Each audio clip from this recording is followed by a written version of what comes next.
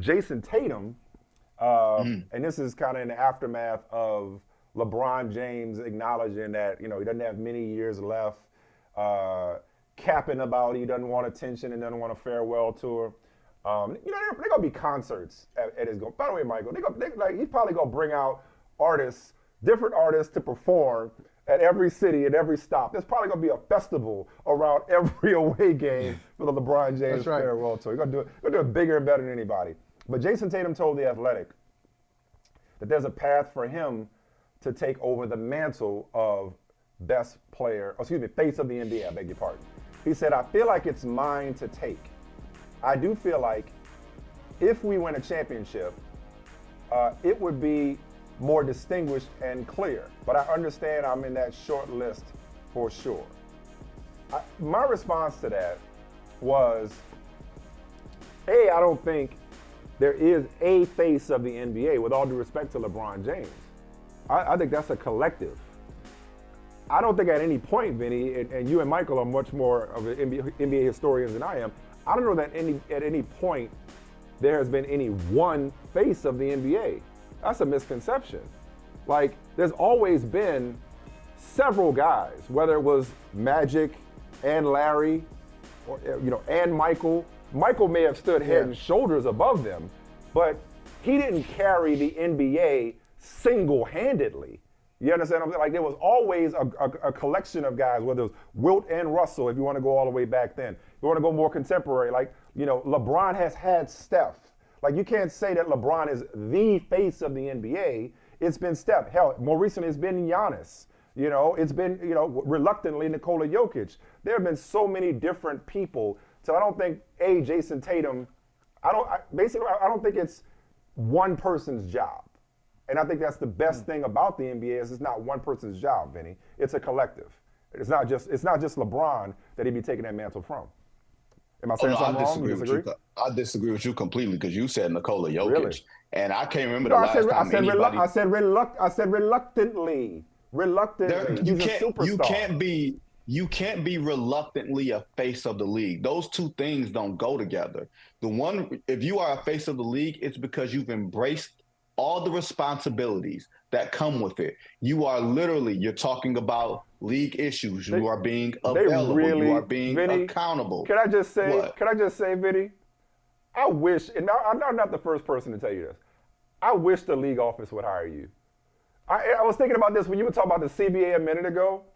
You are so, Michael, am I lying? You are so consistent in being a steward of this game and this brand at the highest. I appreciate that about you, Vinny. Continue, my friend. You've been talking about this. This is you. This is you. Go ahead.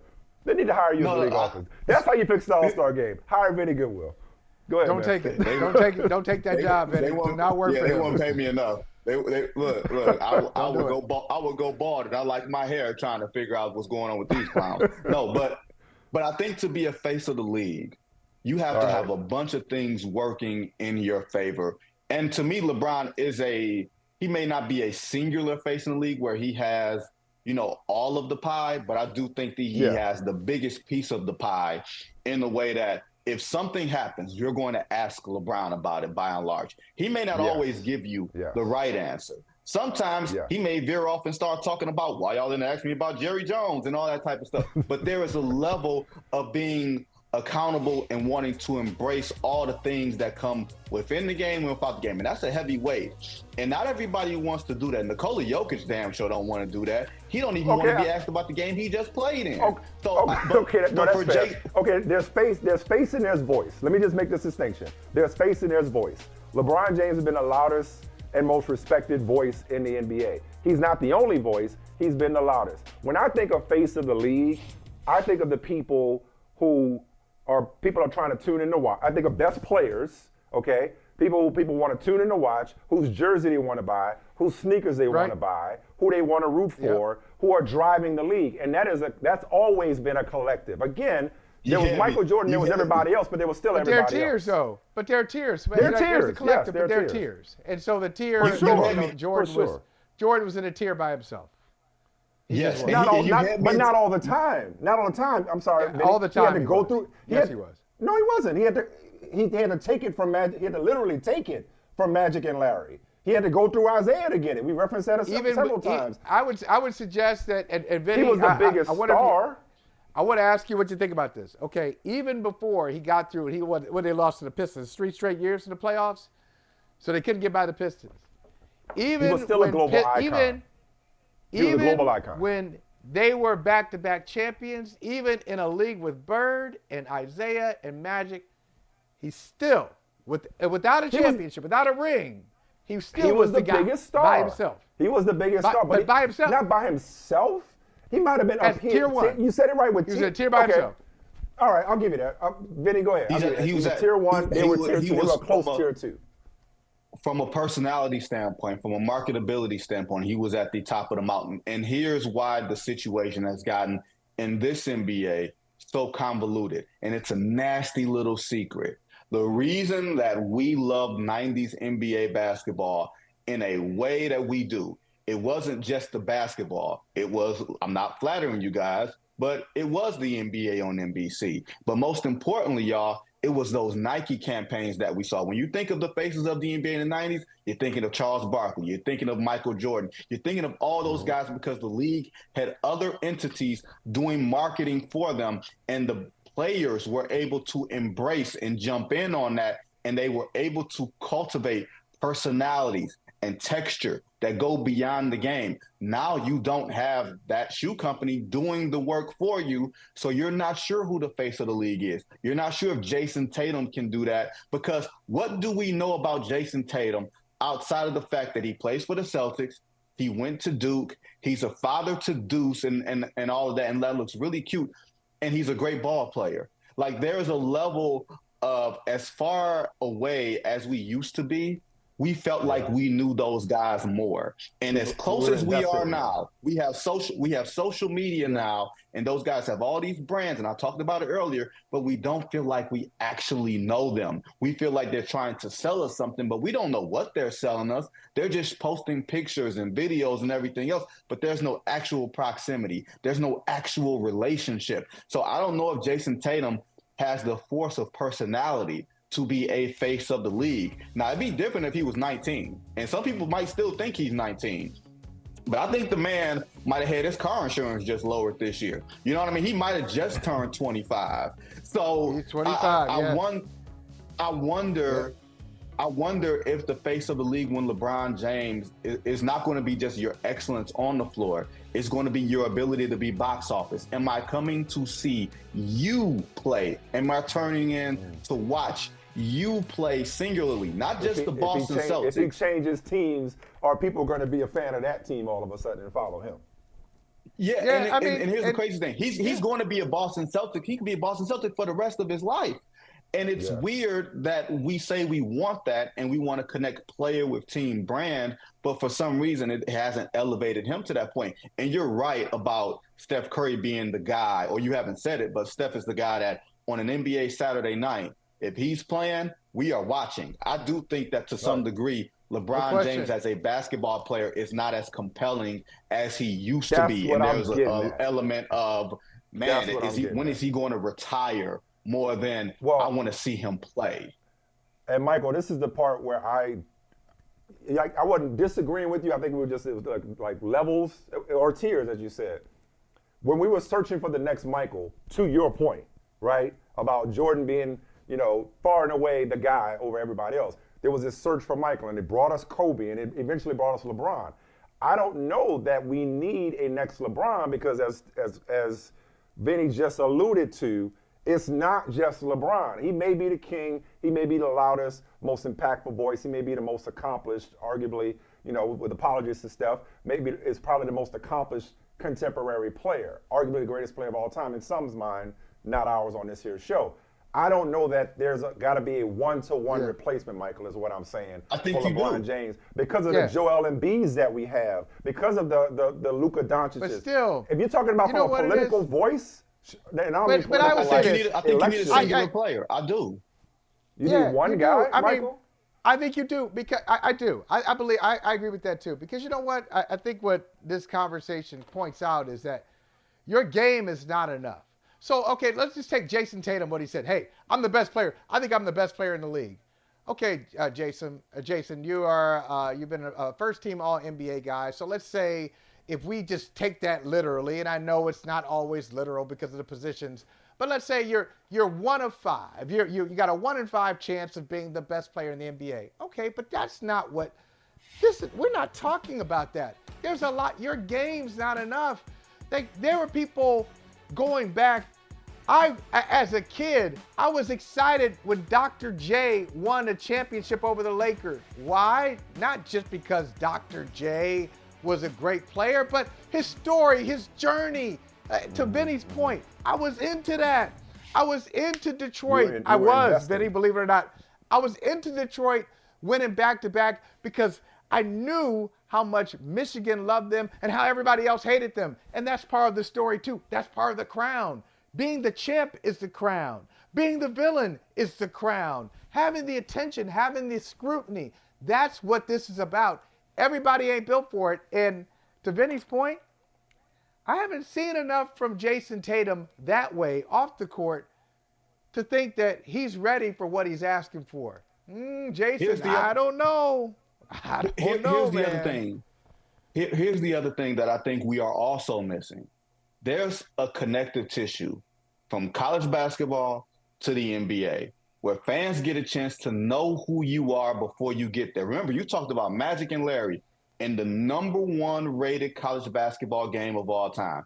Michael Jordan played for Dean Smith, North Carolina, the most recognizable college program of that time, maybe of all time. LeBron didn't go to college, but we knew him. His games were on national TV. He had the Hummer controversy, most recruited player ever, right? All those different things. You had a chance to know, love, and hate someone before they ever joined an NBA team. There was equity that the American public had with a player that did not quite exist, that does not quite exist anymore. Even Jayson Tatum, who went to Duke, you don't really feel like you know him. And now, because players don't go to college basketball anymore, or they don't stay there long enough for you to get to know them, or they are foreign. So Nikola Jokic, Luka Doncic, as great as their stories are, it is not something that this American public can connect to in such a way that you can say we're going to put all of the force beyond our American viewing behind this guy because we don't know them.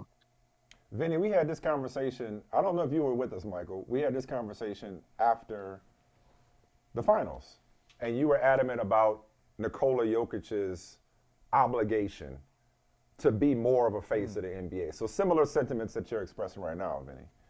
I want to go back to that. Like, I guess, and I agree with everything you guys are saying. I understand it, like, all good. I think for me, maybe I am too focused and was too focused in this conversation on just the basketball, right? Which y'all are saying is that's not it. It's not enough. But I want to hone in on Nikola Jokic. Because when the NBA puts out any sort of promotional material, when I think of faces of the NBA, who are the cutouts that's going to be on promotional material?